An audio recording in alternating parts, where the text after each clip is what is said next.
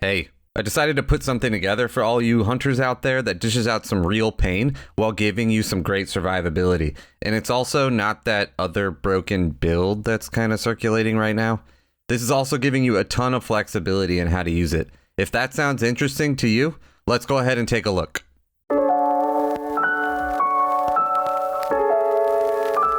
So if you didn't already pick up on my incredible pun from the title, we're going to be using Foe Tracer, or we're going to be using Relativism, which is the Hunter exotic class item that has the Foe Tracer perk on it.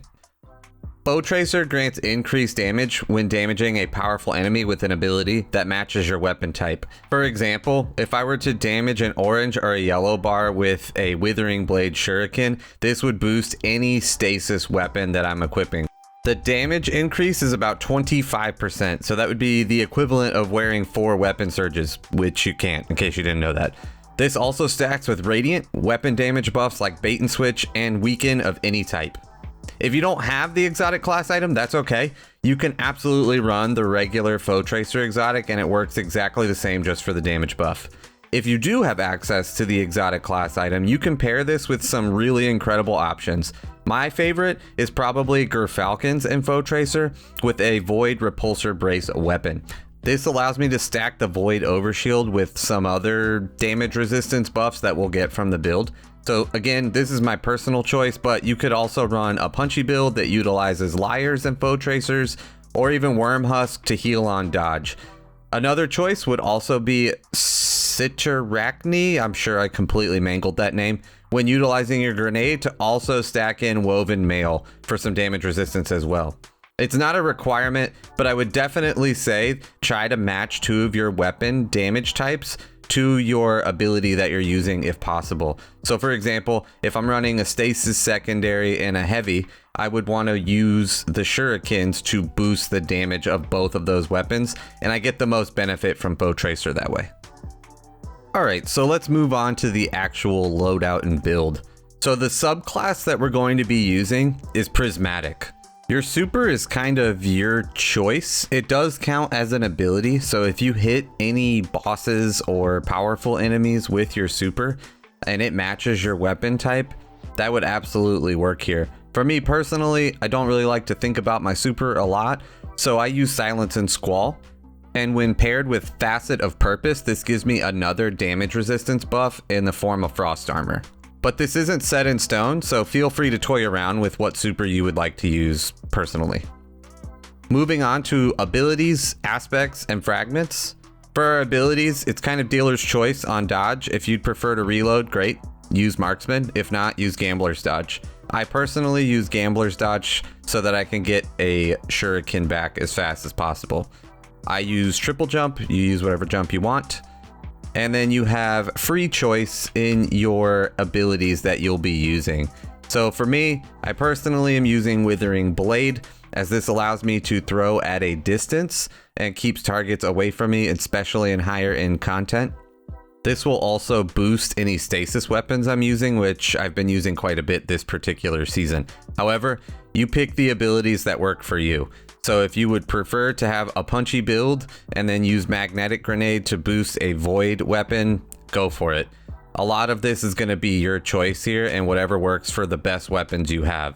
Right now, I think everybody should have a God Roll Chill inhibitor, so Withering Blade's not a bad choice.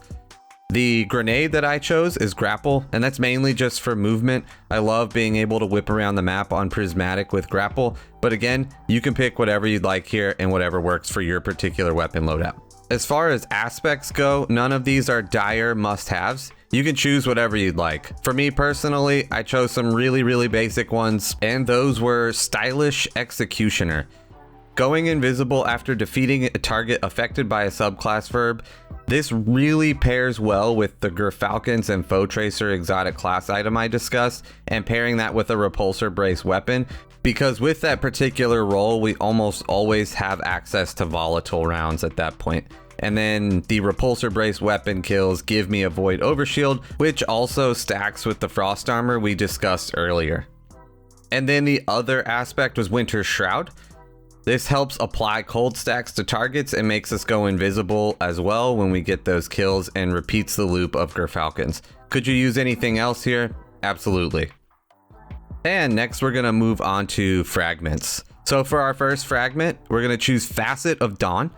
This grants us Radiant on powered melee hits. The only other one I would say that's an absolute must-have is Facet of Purpose, as this grants us the subclass buff of our super. So in my case, since I'm running Silence and Squall, I get Frost Armor every time I pick up an Orb of Power. The other three choices that we have are pretty flexible for the most part and kind of work depending on which super and abilities you're running. So for me, I'm going to run Facet of Command, as when a target is frozen or suppressed, this reloads all of my weapons. The next one I would run is Facet of Courage. Light abilities deal more damage to targets affected by darkness debuffs. This would benefit you more if you were running one of the light-based supers like Golden Gun. And finally, the last one, I choose to run either Facet of Protection for being up close to targets, especially running the punchy build, you get damage resistance for that. Facet of Ruin to increase the size and damage overall of shatters.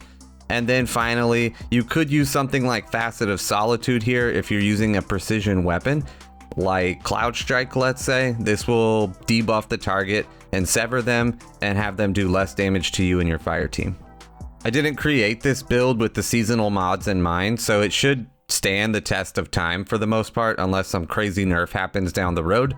As for the armor and mods, again, I don't really like to take a lot of time going over every single mod, as you can read these on your own. So here's a quick visual for you to look at. The only thing that I would like to kind of mention here is that your boots don't have to have surges on them unless you really want to boost that third weapon that maybe isn't boosted by Foe Tracer, but this gives you a lot more availability in your boots to run things like scavenger mods and things like that. And the final section is our weapon suggestions. So weapons have a 100% freedom of choice in this build. I think that's why I love it so much, is I don't have to run any particular build. That's the beauty of Foe Tracer. So run your highest DPS heavy and special if you really want to crank out the damage, or if you would prefer, you can maybe boost a primary and a heavy just to help with ad clear, and then also in the long run you can do more damage to the bosses. I think right now it'll be really who of you to run the chill inhibitor, since basically everybody got the god roll for free, so that could be your weapon of choice, at least for now. But again, there's many weapon options out there that you could use. Feel free to use whatever you want. So all puns aside, Foe Tracer makes for an amazing damage build when you build it out properly. I hope you enjoy the flexibility and fun of this build for real. If you found this video helpful or learned something new, be sure to hit that like button and subscribe for more Destiny 2 content. If you've got any builds you'd like to share, I would love to hear them down in the comment section below. Some of you have actually taken me up on this offer, and the builds that you've been putting or the twists on the builds that I've been posting have been amazing. So let's keep that going. Do you want to hang out with me live?